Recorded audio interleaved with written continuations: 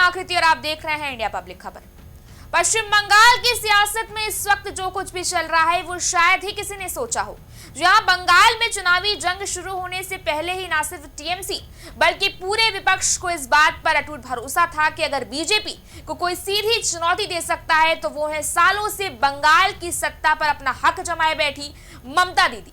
और ममता दीदी ने मेहनत भी खूब की, साम दाम दंड भेद सब कुछ अपना लिया, लेकिन फिर भी दीदी इस बार बीजेपी को बंगाल का किला भेदने से रोक नहीं पाई।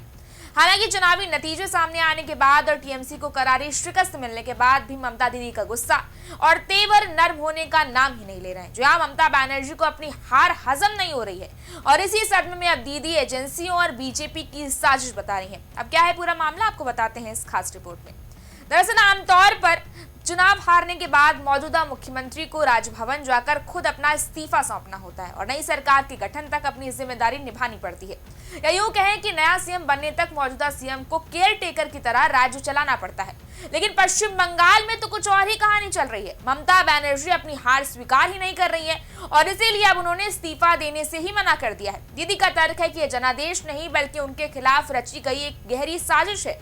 ममता बनर्जी के इस बेवकूफी भरे रुख ने बंगाल को एक ऐसे मुकाम पर लाकर खड़ा कर दिया है जहां बंगाल पर संकट के बादल मंडराने लगे। ऐसे में आज रात 12 बजे जैसे ही विधानसभा का कार्यकाल खत्म होते ही बंगाल की सियासत में सब कुछ शून्य हो जाएगा। अब सवाल यह है कि क्या राज्यपाल ममता बनर्जी को बर्खास्त करेंगे या फिर बंगाल को एक दिन के लिए राष्ट्रपति शासन के साए में रहना होगा। पश्चिम बंगाल में तृणमूल कांग्रेस की हार के बाद ममता बनर्जी का गुस्सा इस वक्त 7वें आसमान पर है। उन्होंने सीधे तौर पर चुनाव आयोग और भाजपा पर धांधली के आरोप लगाए हैं। ममता बनर्जी ने ये स्पष्ट कर दिया है कि वो इस्तीफा नहीं देंगी क्योंकि उन्हें लगता है कि चुनाव पारदर्शी नहीं हुए हैं। टीएमसी के वरिष्ठ नेताओं का कहना है कि उनका विरोध दर्ज कराने का एक तरीका है। हालांकि राजनीति में प्रतीकों का बड़ा महत्व होता है। इस्तीफा ना देकर ममता ये संदेश देना चाहती हैं कि वो संघर्ष के लिए तैयार हैं, लेकिन इस जिद ने प्रशासन के सामने इस वक्त एक बड़ी चुनौती खड़ी कर दी है। ममता बनर्जी बीजेपी की जीत को एक धोखा बता रही हैं। दीदी का तर्क है कि आधिकारिक तौर पर भले ही चुनाव आयोग की मिलीभगत से बीजेपी जीती हो, लेकिन नैतिक तौर पर बंगाल में वही जीती है। हालांकि जानकारों का मानना यह है कि ममता दीदी को मुगालता हो गया है कि बंगाल में उन्हें कोई हरा नहीं सकता। ठीक वैसा ही मुगालता जैसे कि लेफ्ट को उस वक्त था जब ममता ने उन्हें बंगाल की सत्ता से खदेड़ा था। और यही वजह है कि इस बार बंगाल में ममता दीदी को हार का सामना करना पड़ा और टीएमसी का सूपड़ा साफ हो गया। अब सवाल है कि सालों से बंगाल पर राज कर रही ममता दीदी की सियासी जमीन इस बार क्यों खिसक गई और बीजेपी का सिक्का कैसे चला। दरअसल ममता बनर्जी के आने के बाद से ही बंगाल में कांग्रेस और लेफ्ट का नामो निशान मिट रहा था और यहीं पर बीजेपी ने अपने लिए एक मौका तलाश लिया।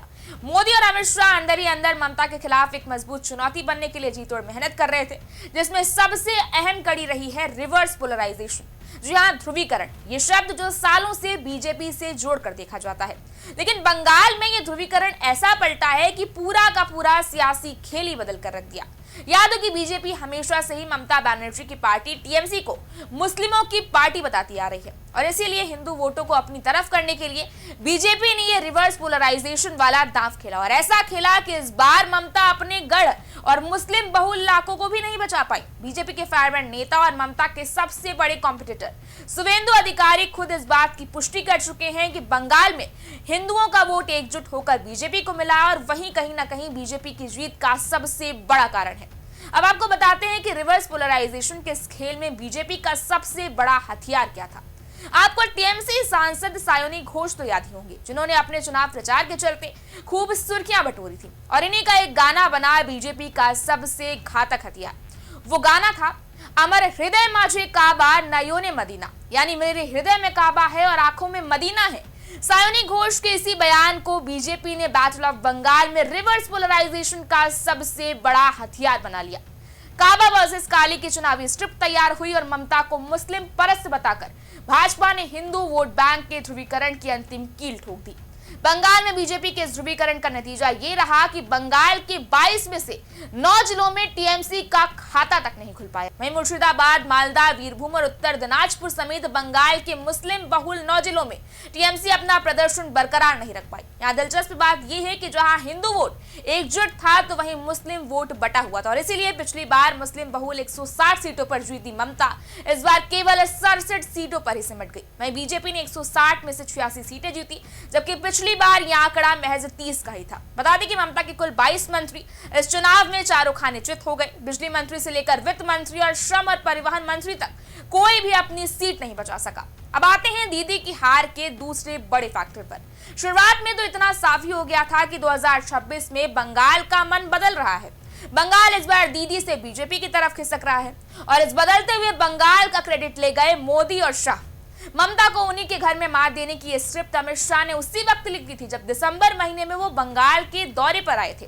भवानीपुर में ममता की हार इस बात का साफ संकेत है कि लोग ममता राज से कितना खफा चल रहे थे। बीजेपी की जीत के बाद अब दबी जुबान में ही सही पर लोग बोल रहे हैं कि बीजेपी के वोटरों को यहाँ कितना परेशान किया जाता था और इसका सच तो आज दुनिया भी देख रही है कि सत्ता की लालच में ममता बनर्जी कितना नीचे गिर गई हैं। हाल ही में शुभेंदु अधिकारी के पीए पर हुए हमले और उनकी मौत ने इस बात का साफ सबूत दे दिया है। बता दें कि भवानीपुर की सीट पर मारवाड़ी और गुजराती वोटरों की अच्छी खासी संख्या है जो कि बीजेपी का कोर वोट बैंक भी है और इसीलिए उन्हें यहां परेशान किया जाता था। बहरहाल ममता बनर्जी के इस्तीफा न देने से भाजपा के लिए कोई खास दिक्कत नहीं होगी, बस प्रक्रिया थोड़ी अलग होगी। राज्य के मुख्य चुनाव अधिकारी ने पहले ही नवनिर्वाचित विधायकों की सूची राज्यपाल को सौंप दी है। भाजपा ने 207 सीटें जीतकर स्पष्ट बहुमत हासिल किया है। नियमों के अनुसार राज्यपाल बहुमत वाली पार्टी के नेता को सरकार बनाने का इनवाइट देंगे। ऐसे में अगर पुरानी सरकार पद नहीं छोड़ रही है तो राज्यपाल उसे बर्खास्त कर देंगे। इसके बाद शनिवार सुबह तय कार्यक्रम के अनुसार भाजपा के मुख्यमंत्री और कैबिनेट को शपथ दिलाई जाएगी और शपथ ग्रहण होते ही पुरानी सरकार का अस्तित्व कानूनी रूप से पूरी तरह खत्म हो जाएगा। आज दोपहर से राजभवन में गहमागहमी तेज हो गई है। राज्यपाल संवैधानिक सलाहकारों के साथ बैठकें कर रहे हैं। ऐसे में अगर आज रात 12 बजे तक ममता बनर्जी का इस्तीफा राजभवन नहीं पहुंचता तो राज्यपाल को मजबूरन कड़े फैसले लेने पड़ेंगे। बंगाल की जनता भी इस खींचतान को बड़े ही गौर से देख रही है क्योंकि सालों बाद आज बंगाल को ममता राज से आजादी मिल रही है। पुलिस और प्रशासन को अलर्ट पर रखा गया है ताकि किसी भी असामान्य घटना को रोका जा सके। कुल मिलाकर 7 मई की आधी रात बंगाल के इतिहास में एक नया अध्याय शुरू होने वाला है। फिलहाल अब देखना यह है कि क्या आखिरी मिनट में ममता बनर्जी अपना रुख बदलती हैं या फिर बंगाल वाकई एक दिन के राष्ट्रपति शासन का गवाह बनेगा। इस बारे में आपकी क्या राय है, आप हमें कमेंट सेक्शन में जरूर बताएं। इस वीडियो को लाइक करें, शेयर करें, चैनल को सब्सक्राइब करें। शुक्रिया।